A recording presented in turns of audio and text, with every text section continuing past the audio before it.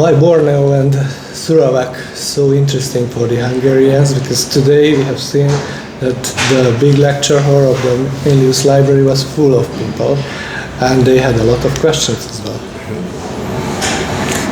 I mean, Borneo has been always attractive for Europeans because it represented the mystery of the East, the unknown territory, the unexplored territory, and I think the image of Borneo is still full of expectations, hopes, dreams, and people would like to have part of it.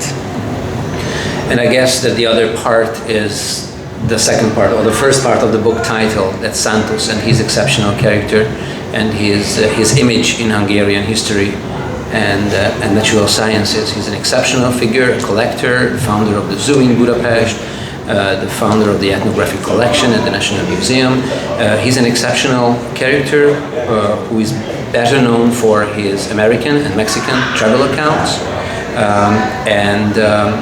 the Borneo descriptions. The Borneo travelogue is less known in Hungary, but especially internationally because it has never been translated to English.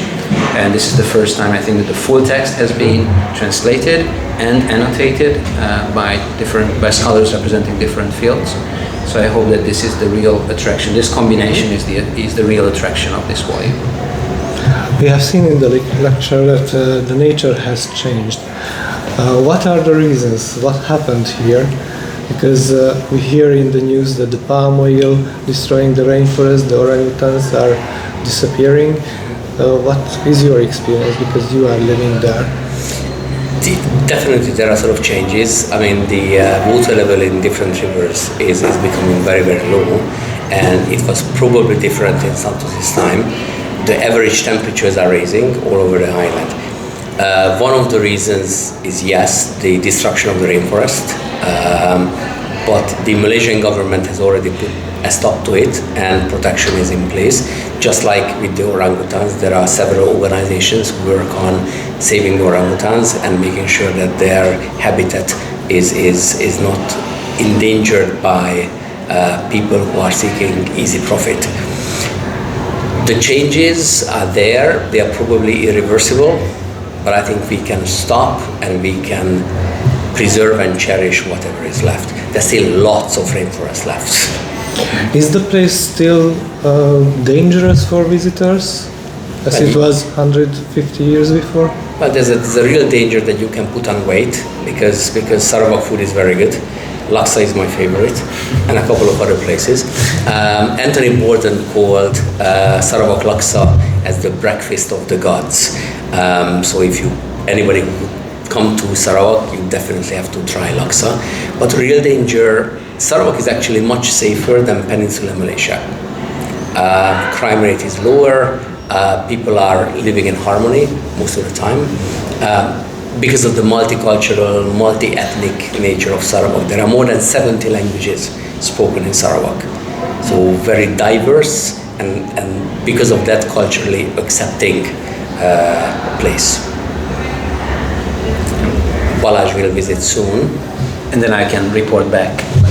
If he gets back, he will give another interview. And you recognize me with some extra kilos on. Yes. His head on his neck. Yes. But the book itself is a really interesting snapshot of the times 150 years ago, and many people might have the same kind of perceptions or preconceptions or stereotypes about this part of the world, and you can have a snapshot of that from 150 years ago, but you can also see how life, how the environment has changed since then. But it is a unique source because you can really travel back in time and look at how people lived, how they organized their lives, what the environment was like at the time, and just in this example of the Sinunjan Lake is a great one. You can see a very, very lively community with longhouses all around this lake, on the lakes, boats, fishing, and a very, very lively community that you cannot find there anymore in the same form, partly because of environment. I mean, just like anywhere else, people tend to migrate to cities. Old longhouses are abandoned. Everybody wants an easier and better life. And as a result, there are many empty longhouses that are left there for eternity. So why would you recommend to visit this place except Except the food. There's also the food. That's very good. Nature is beautiful.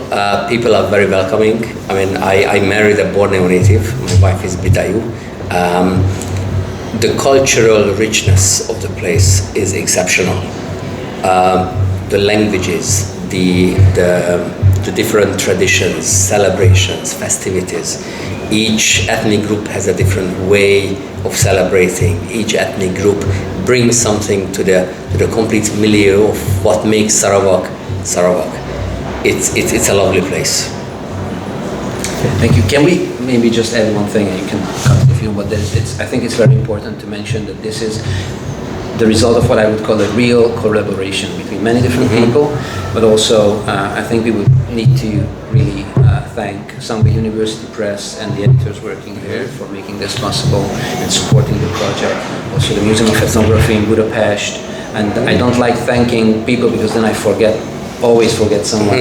Museum of Ethnography, the Hungarian Academy of Sciences, the University of Debrecen Press for distributing the book in Hungary. Szabó Lőrinc Library For providing portraits of Xantus, and the National Museum providing a portrait of Xantus for the book. We also got some help from the Natural History Museum in Hungary. And what I said, anywhere we turned, people were happy. The book has been published with the financial support of the Embassy of Hungary in Kuala Lumpur, and even the Goethe Institute in Kuala Lumpur provided some financial help because they understood and they realized the importance of the project. During the lecture you also told us that there will be a second part. What is all about? That's going to be about Vitti Ferenc and his time in Sabah, North Borneo. He was again a very prominent Hungarian living there for 3 years before he lost his life in mysterious circumstances. And one of the aim of the book is trying to uncover what might have happened to him, why he lost his life. He was an exceptional character again, just like Xantus. He spoke local languages, unlike Xantus. He contributed to the first accounts of Dayak history, ethnography within the Sabah, the North Borneo region. Yes, and there will be hopefully a third book as well. People like Poshevitz, and who knows what else follows.